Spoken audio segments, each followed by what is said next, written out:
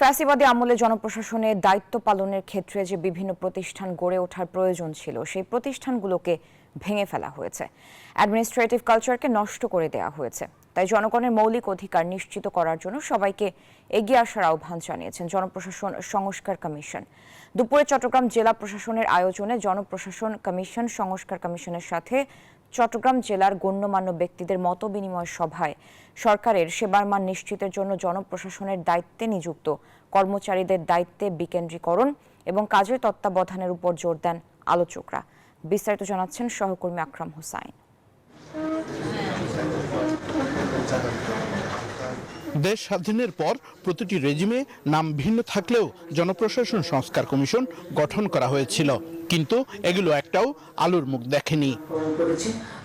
দুপুরে চট্টগ্রাম জেলা প্রশাসনের আয়োজনে জনপ্রশাসন সংস্কার কমিশনের সাথে চট্টগ্রাম জেলার গণ্যমান্য ব্যক্তিদের মতবিনিময় সভায় এ মন্তব্য করেন অধ্যাপক আবু নোমান। সরকারের সেবার মান নিশ্চিত করতে হলে জনপ্রশাসনের দায়িত্বে নিযুক্ত কর্মচারীদের দায়িত্বে বিকেন্দ্রীকরণ এবং কাজের তত্ত্বাবধান করতে হবে বলেও জানান।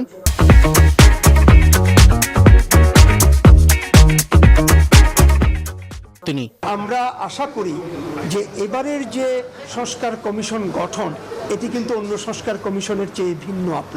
গেল ফ্যাসিবাদী আমলে জনপ্রশাসনকে ভঙ্গুর করা হয়েছে, অন্যায়ভাবে রাজনৈতিক হস্তক্ষেপ করা হয়েছে। প্রত্যেকের মৌলিক অধিকার নিশ্চিতের দায়িত্ব জনপ্রশাসনের। অতীতের ন্যায় অ্যাডমিনিস্ট্রেটিভ কালচারকে যেন আর নষ্ট করতে না পারে সেজন্য সকলকে এগিয়ে আসার আহ্বান জানান কমিশনের এই সদস্য। অতীতে গত ফ্যাসিবাদী আমলে আমরা দেখেছি এই দায়িত্ব পালনের ক্ষেত্রে যে বিভিন্ন প্রতিষ্ঠানগুলো গড়ে ওঠা প্রয়োজন ছিল সে প্রতিষ্ঠানগুলোকে ভঙ্গুর করা হয়েছে, ভেঙে দেওয়া হয়েছে। এটা যারা অনেকে বলেছে অ্যাডমিনিস্ট্রেটিভ কালচারকে নষ্ট করা হয়েছে, চেক অ্যান্ড ব্যালেন্সকে নষ্ট করা হয়েছে, সেটা যেন না হয়। জনগণের শক্তি বড় শক্তি, তাই জবাবদিহিতা নিশ্চিতে সামাজিক আন্দোলনের বিকল্প নেই বলে মনে করেন সংশ্লিষ্টরা। আকরাম হোসাইন, নিউজ 24, চট্টগ্রাম।